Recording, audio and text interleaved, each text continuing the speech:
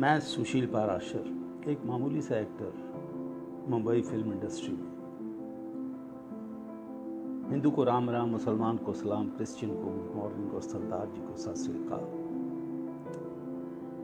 दोस्तों, मेरे मित्र हैं विजय सैनी, जो डायरेक्टर हैं कई सीरियल्स के, जैसे कि नियति, बड़े अच्छे लगते हैं वगैरह। उन्होंने इंसिस्ट किया कि सुशील तुम FB पे लाइव हो।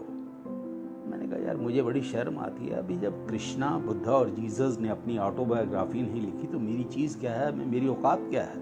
खैर, कभी कभी रिश्तेदारों के भी पाँव पड़ने पड़ते हैं। तो दोस्तों, मैं आपके साथ बात करूंगा अपनी छोटी सी जो जर्नी है। सबकी अपनी जर्नी होती है, सबकी जर्नी बड़ी इंटरेस्टिंग होती है। शायद आपको भी मेरी जर्नी थोड़ी ठीक लगे या आप कमेंट भी कर सकते हैं। दोस्तों, मेरी सारी एजुकेशन जो हुई है वो हुई है चंडीगढ़। चंडीगढ़ में स्कूल था government model high school, sector 22। वहाँ से मैंने अपनी मैट्रिकुलेशन यानी कि 10th क्लास की है। मैं स्कूल में काफ़ी शरारती लड़का था, एक एवरेज सा स्टूडेंट था, बल्कि आप यूँ मानो कि बिलो एवरेज ही था। अब क्योंकि मैं वहाँ बड़ा शरारती था, वेरी नॉटी, मारपीट वगैरह ये सब जो होता है एक बचपन में, तो स्कूल में एक बार एक टीचर आई लंदन से। वो एक नाटक करना चाहती थी, तो उसने कहा मैंने स्कूल के सारे बच्चों को देखना है। तो उसने मुझे देखा तो उसने कहा he seems to be very naughty.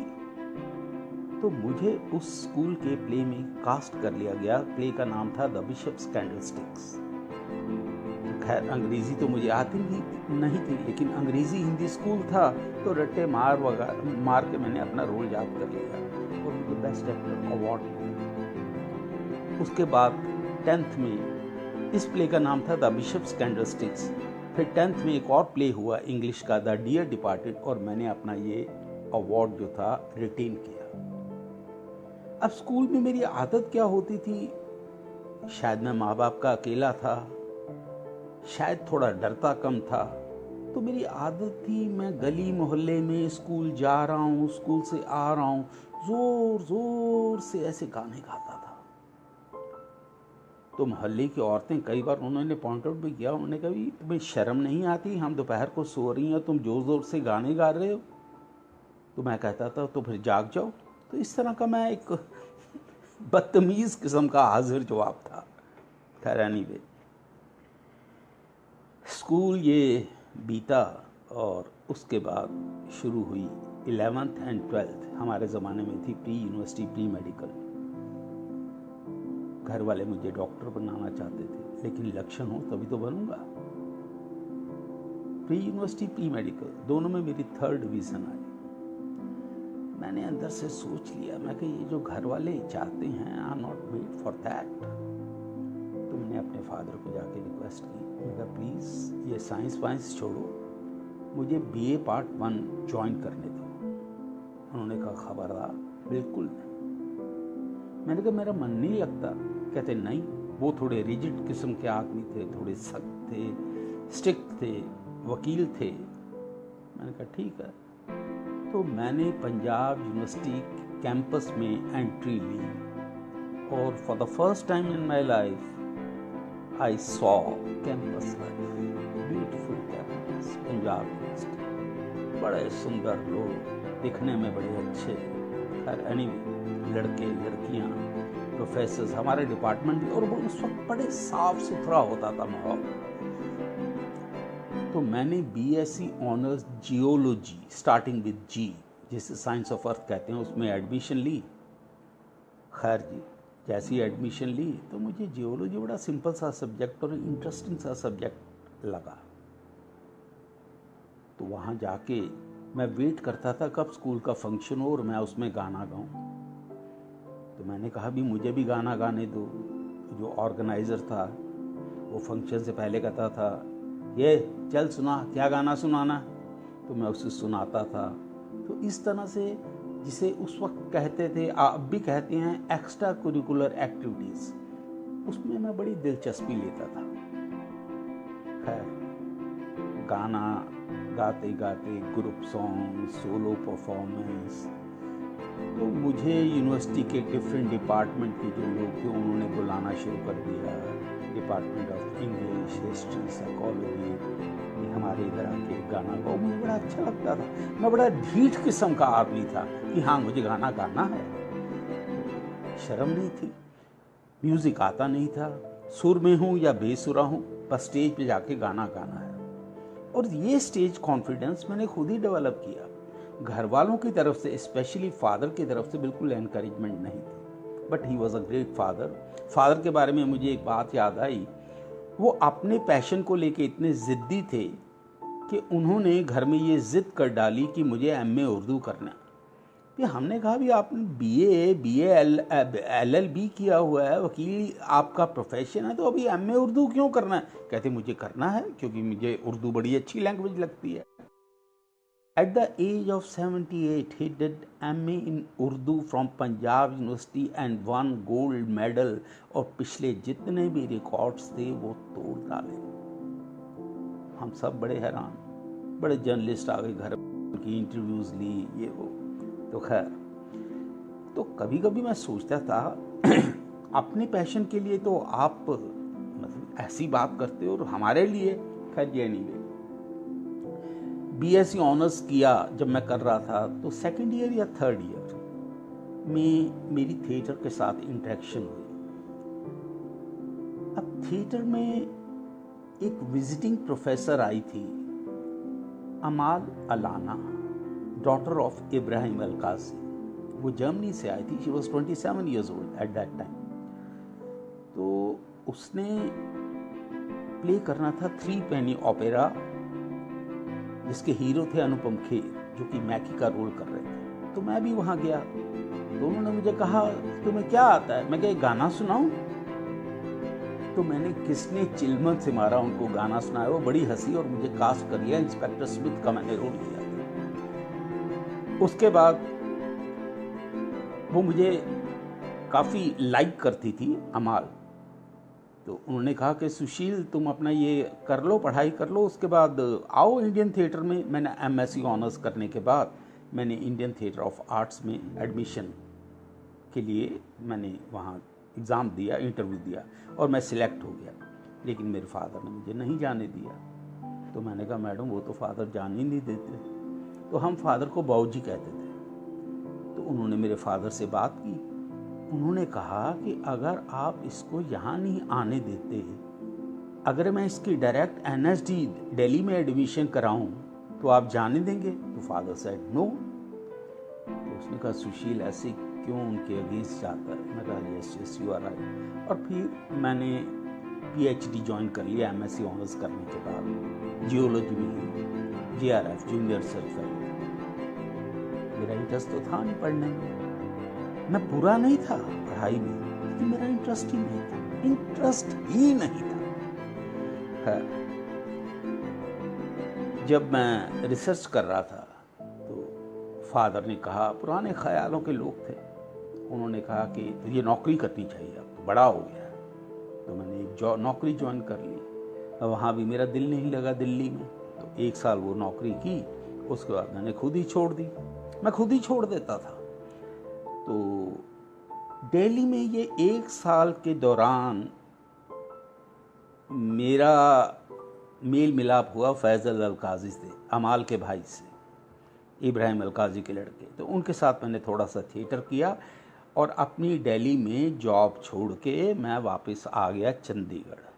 Chandigarh में जैसे ही मैं आया, मुझे एक और ऑफ़र आई टेम्परेरी लेक्चरर की, 1 साल की, नागनौर में जियोलॉजी की टीचिंग के लिए। तो मैंने 1 साल वो की, वो तो छूटनी थी 1 साल बाद। खैर मैं आ गया। उन्होंने फिर ऑफ़र दी, मैं नहीं गया।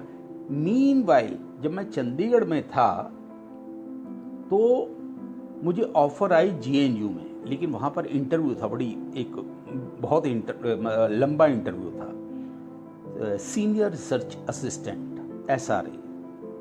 तो मैंने वो इंटरव्यू दिया, मेरा सिलेक्शन हो गया। अब मुझे चाहिए था दिल्ली मेरे पास दोबारा आ गया। और उसके बाद एक दूसरी यूनिवर्सिटी लाइफ, पंजाब यूनिवर्सिटी के बाद, वो थी जवाहरलाल नेहरू यूनिवर्सिटी।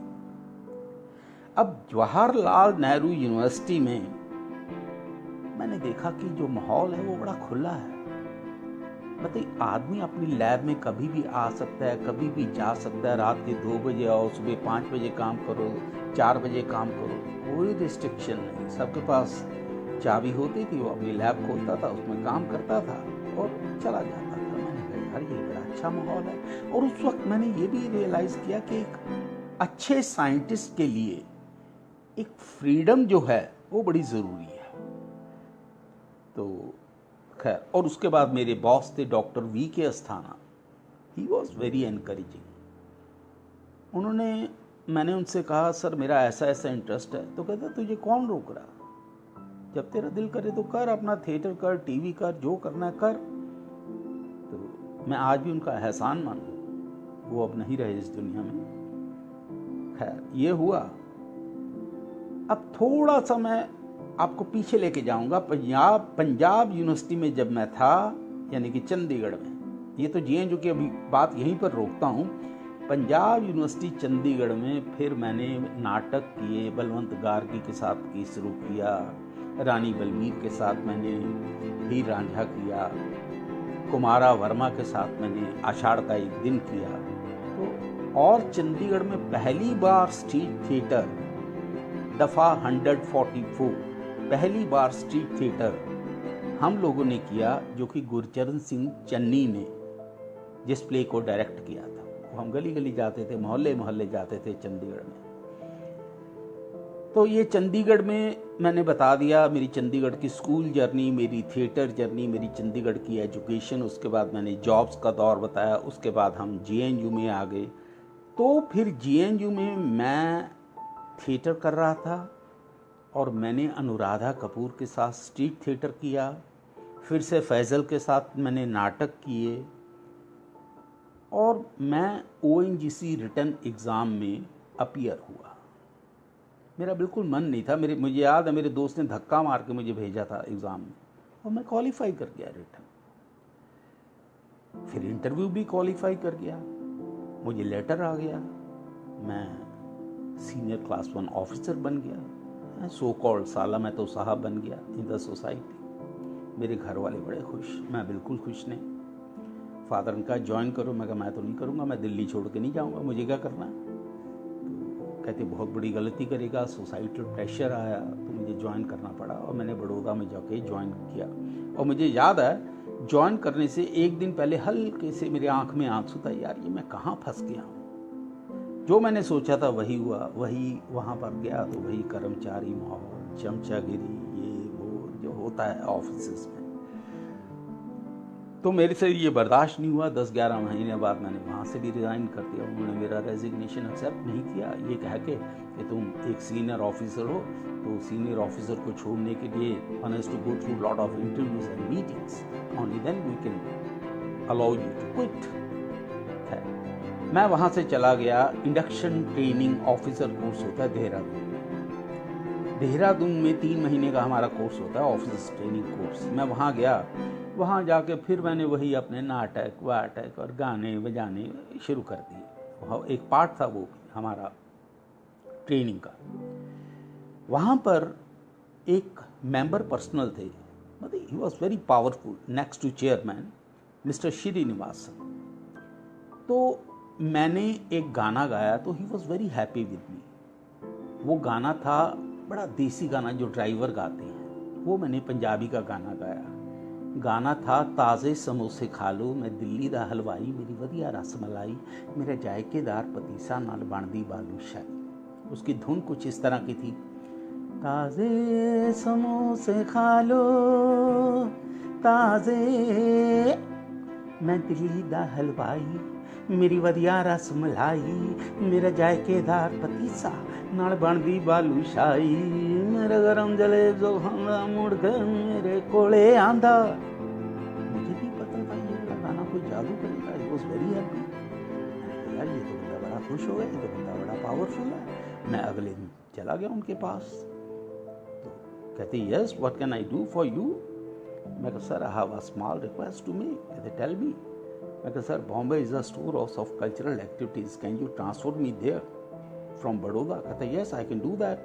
उन्होंने मुझे ट्रांसफ़र कर दिया। बीच में कई ऑफिसर्स से उनको बड़ी ऑब्जेक्शन हुई, आपने श्रीनिवासन जी से ऐसे कैसे मिले, ऐसे थोड़ी होता है, ऑफिस का एक डेकोरम होता है। तो मैं डेकोरम वैकोरम मैं देखता ही नहीं था, मुझे जो करना मैं वो करता था। खैर मैं वहाँ से बॉम्बे ट्रांसफ़र होके बड़ौदा से आ गया 12 मई 1986। अब बड़ौदा में मैं एक आपको बताना भूल गया, जब मैं बड़ौदा में 2 साल रहा तो मैं इवनिंग में मैंने डिप्लोमा इन ड्रामेटिक्स ज्वाइन कर लिया MS यूनिवर्सिटी बड़ौदा। तो सुबह मैं ऑफिस जाता था, शाम को मैं इवनिंग क्लासेस करता था। अब भी मेरे डिप्लोमा वहीं पड़ा है 2 साल का, मैंने लिया ही नहीं, मैंने क्वालिफाई किया हुआ है, वहीं पड़ा, मैं लेना ही भूल गया। तो या टाइम नहीं मिला, कौन जाए यार, ठीक है ना। तो उसके बाद जब मैं आया बॉम्बे, तो बॉम्बे में लोगों को पता चल गया भैया इसका तो मकसद ही कुछ और है, ये तो अपनी जॉब में सीरियसली करेगा नहीं, उसे लेगा नहीं। ऐसा नहीं था, ऐसा नहीं था भी जो जॉब मुझे दी गई है whatever you want me to do, I always did that. लेकिन एक होता है ना, ये यहाँ से भी कमाई करेगा, ये वहाँ से भी कमाई करेगा, तो जैसे कहते हैं कि बस ऐसे ही टांग खींचना। I didn't bother for that. खैर वहाँ से मुझे ट्रांसफ़र किया गया। मैंने कहा आप मुझे क्यों ट्रांसफ़र कर रहे हैं, जब आप ज्वाइन करते हो नई जगह तो एक आदमी वहाँ 3-4 साल तो रहता ही है। नहीं नहीं नहीं नहीं नहीं, नहीं आप जाइए। ठीक है जी। मैंने कहा मैंने तो नहीं जाना। तो थोड़ी देर उन्होंने रोका, फिर जाओ, फिर कोई दूसरा ट्रांसफ़र, और मतलब मैंने कहा यार ये तो अब तंग करना शुरू कर दिया। हो सकता है उनकी इंटेंशंस ना हो, लेकिन मुझे ऐसा लगा मैं भी गलत हो सकता हूँ। तो मुझे ये नौकरी छोड़नी पड़ी। जब मैंने नौकरी छोड़ी, मैं शादीशुदा था, मेरी वाइफ थी, मेरी एक डॉटर थी, मेरे पास ONGC के कोई भी फ्रिंज बेनिफिट्स जिन्हें कहते हैं मुझे कुछ नहीं मिला, इंक्लूडिंग ग्रेजुटी। हालांकि 5 साल की सर्विस मेरी विदाउट एनी ब्रेक ONGC में पूरी हो चुकी थी। होता है अभी जो नियति को मंजूर भैया उसे लेके आगे बढ़ो। मैं जिंदगी का साथ निभाता चला गया, हर फिक्र को धुएं में उड़ाता चला गया। अब बॉम्बे में एक तरफ ये मेरी फैमिली, एक तरफ मैं, मेरे ऊपर प्रेशर आया इन लॉस की तरफ से कि हमारा फैमिली बिजनेस ज्वाइन कर लो। मैंने सोचा, मैंने कहा नहीं मैं नहीं करूँगा, ये घर जवाई नहीं मैंने बनना। फिर भी ये भी एक नौकरी होगी, वो छोड़ी तो ये कर ली। तो अब उस वक्त लोग मेरी तरफ काफ़ी देख रहे थे, सोसाइटी, सारे घर वाले तो फिर भी आपका साथ देते हैं, लेकिन फादर नाराज थे मेरे से। मेरे इन लॉज भी नाराज थे मेरे से, ना ये हमें ज्वाइन करता है ना वो, और क्या बहुत बड़े हीरो अमिताभ बच्चन बनने जा रहे हैं। मेरी ऐसी सोच नहीं थी।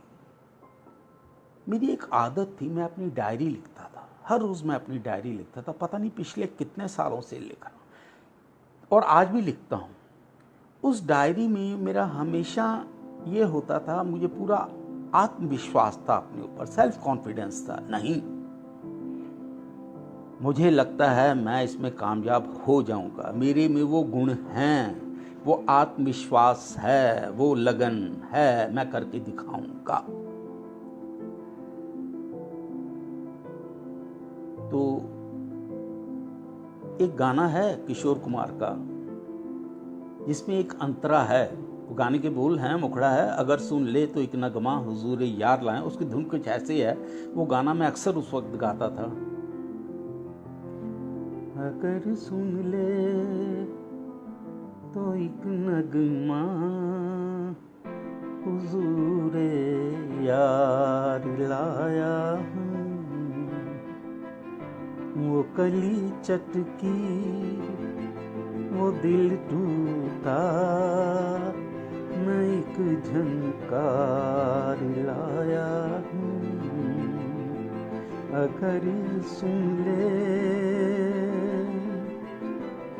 मुझे मालूम है इतना कि मैं क्या, मेरी कीमत क्या, मुझे मालूम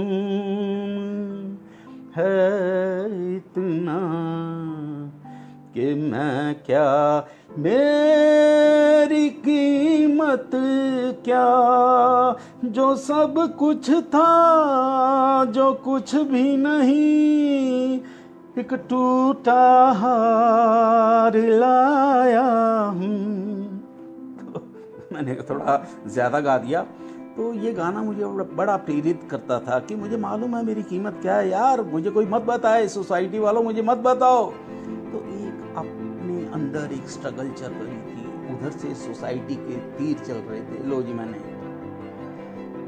अपना स्कूटर काइनेटिक होंडा जिंदाबाद, वाइफ सुबह पराठे पैक कर देती थी और मैंने कहा यार ऐसे नौकरी करते थे वैसे स्ट्रगल क्यों नहीं कर सकते। दोस्तों आप यकीन नहीं करोगे, मैं घर से सुबह निकल जाता था, मैं शाम को आता था, मैंने कोई चने नहीं चबाए। मैंने अपनी इस स्ट्रगल को एक जॉब की तरह माना जो कि अनपेड थी और धीरे धीरे ये पेड हो गई। एक दिन शूटिंग कर रहा था, वहाँ रमन कुमार जी मिले। रमन कुमार जी का तारा बड़ा पॉपुलर था, उन्होंने कहा मेरे साथ काम करोगे? मैंने कहा ज़रूर करेंगे। और आप यकीन नहीं मानोगे, 1-2 महीने के अंदर अंदर मैं एक दिन में 3 सीरियल की शूटिंग करता था, 3 सीरियल्स। मैं बड़ा कंफर्टेबल हो गया, कार आ गई, ड्राइवर आ गया, पता नहीं लगा, ऊपर वाले का थैंक्स किया। खैर ये फेज़ भी गुजरा। फिर 2000 के बाद, ईयर 2000 के बाद जो इंडस्ट्री का चेहरा था वो थोड़ा बदल गया। कन्वेंस बंद हो गई, जो पेमेंट थी वो 4-4 महीने, 5-5 महीने, 3-3 महीने बाद, तो सीन थोड़ा बदल गया।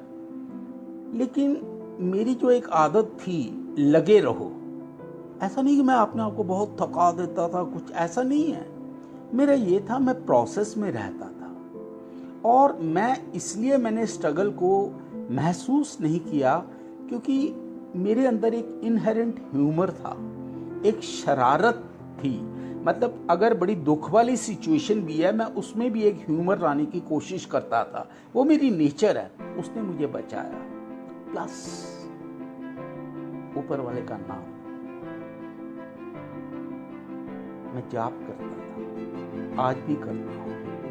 मुझे नहीं पता उससे क्या मिलता है, लेकिन इतना पक्का पता है कि कुछ ना कुछ मिलता है। तो ग्रेस ऑफ गॉड, आपकी चैंटिंग, आपका जाप, आपका हार्डवर्क, आपके बड़ों का आशीर्वाद, अपने माँ बाप की सेवा करना कभी मत भूलना दोस्तों, बड़ी ज़रूरी चीज़ है। मैं फिर कह रहा हूँ, सबकी अपनी अपनी सोच है। आज मैं आपको अपनी सोच से अवगत करवा रहा हूँ। This is how I think. मैंने कभी किसी की चमचागिरी नहीं की, कुछ नहीं, जो है मुंह पे। और मैं तो कभी कभी सोचता हूँ, जो लोग कहते हैं जी ये करके, ऐसे करके, मीठा रह के, शुगर कोटेड बिटर पिल्स, अरे क्यों अपने आप को कंफ्यूज कर रहे हो और दूसरे को कंफ्यूज कर रहे हो? Why your personality should not be made clear in half an hour in front of the other person? Why don't you do that so the other person comes to know about your nature? खैर anyway दोस्तों, ये phase हो गया और अब मैं 64 का हो गया हूँ। मेरे 2 बच्चे हैं, बड़े प्यारे बच्चे हैं। मेरी वाइफ ने पूरे प्रोसेस में मुझे बहुत सपोर्ट किया। My thanks to her, I am indebted to her. मेरे बच्चों ने मुझे बड़ा प्यार दिया। आज भगवान की दया से सब ठीक ठाक है, एक सेल्फ सफिशिएंसी है। और अब मैं सोच रहा हूँ कि मैं 64 का हो गया तो गुरु अब ज़िंदगी की जो शामें हैं वो अपने होम टाउन चंडीगढ़ में फिर बिताते हैं, क्योंकि वहाँ पर हमारा पुश्तैनी मकान है। और घर वाले पहले तो मान नहीं रहे थे, अभी माने हैं। तो एक कंडीशन लगाई है कि अगर दिल नहीं लगा वहाँ तो हम वापस बॉम्बे आ जाएंगे। मैंने कहा ठीक है। मैंने कहा वी आर जस्ट वेटिंग कि ये कोविड-19 या वैक्सीन निकला है, उसके बाद हम प्लान बनाएंगे चंडीगढ़ जाने की। तो दोस्तों, ये है मेरी जर्नी। मैं इसमें ये कहूँगा कि थोड़ा सा इंसान अपनी नेचर में एक सूफियाना टच रखे। किसी को देख के कभी कंपटीशन मत करो। जो आपकी ओरिजिनल नेचर है उसको इंटैक्ट रखो। खामखा में किसी से इंप्रेस मत हो जाओ। ये तो बुद्धा ने भी कहा है कि मुझे पढ़ो, मेरी फिलॉसफी को, लेकिन जो अच्छा नहीं लगता उसे मत अपनाओ। तो be your own self, this is very important. वो एक है ना, जो मन में आता है वो करो। देखो, एक सूफियाना कलाम है जिसमें वो कहता है, मैं मुल्ला वैसानू मार ना बोलड़ियां ते सानू अपनी तोड़ निभावन दे। वो लोग इश्क दे मुल पे गिणदे ने ते सानू अपनी तोड़ निभावन दे। तू कंजरी बनिया मेरी इज्जत ना घा, होय मैं को नाच के वे नाच नाच के, होय नाच नाच के यार रिझावन दे। ओए बुल्ले शाह ओदियां ओहो जानी ते सानू अपनी तोड़ निभावन दे। दोस्तों, जो पंजाबी नहीं समझते उनको ये मैं बता दूं, जो मन में आता दोस्त वो करना। कभी किसी की बात नहीं माननी, लेकिन आपकी बात जो है वो सच्चे दिल से होनी चाहिए। आपकी नीयत में खोट नहीं होना चाहिए। ये टॉपिक, ये मेरी जर्नी हो गई। मैं कुछ चीज़ें भूल गया हूँगा, उसके लिए अब फिर कभी आऊँगा। अब कोविड का जो सीज़न है उसमें मेरे जो दोस्त, मेरे आर्टिस्ट भाई हैं, उनके लिए मैं कहना चाहूँगा, देखो, बड़ा पढ़ के बड़ा दुख होता है कि कुछ लोगों ने सुसाइड कर लिया डिप्रेशन की वजह से। वो घर नहीं जा सकते, पैसे ख़त्म हो गए हैं, करियर को लेके प्रॉब्लम्स हैं। दोस्तों, इसके बारे में मैं एक चीज़ कहूँगा, पहले तो अगर बॉम्बे आना है तो सोच समझ के आओ, क्योंकि ये प्रोफेशन जितना आसान लगता है उतना है नहीं। बहुत मेहनत है इसमें। मतलब कि एक एक्टर को बहुत रीडिंग की ज़रूरत होती है। पहले तो उसमें वो स्किल्स होनी चाहिए। ये नहीं कि उसने आईने में देखा या जिम में थोड़े मसल्स बना लिए और वो बॉम्बे आ गया, या किसी खान, सलमान खान, आमिर खान, उनको देखा उसके लिए वो बॉम्बे आ गया। ना ना ना ना ना, ये बिल्कुल ऐसा नहीं है। ये आप में जब तक वो इनहेरेंट नहीं है, तो आप भले किसी भी स्कूल से आए हैं। यहाँ पर बम्बई शहर में गाड़ी विरार से शुरू होती है, विरार से, जीरो से। इसलिए मैं आपसे कहूँगा, कोई बात नहीं, रीअसेस कीजिए अपने आप को। मैं आज भी करता हूँ। रीइवैल्यूएट कीजिए, एनालिसिस कीजिए, क्योंकि इस प्रोफेशन में, एक्टिंग के प्रोफेशन में, हमें आज भी ऑडिशंस देने पड़ते हैं। ऐड के ऑडिशन में अगर मैं 50 ऑडिशन देता हूँ तो मैं 5 में शॉर्टलिस्ट होता हूँ, और फिर मुश्किल में से जाके अगर मैं लकी हूँ तो मुझे एक ऐड मिलती है। टीवी सीरियल्स के लिए ऑडिशन देने पड़ते हैं। कास्टिंग जो है वो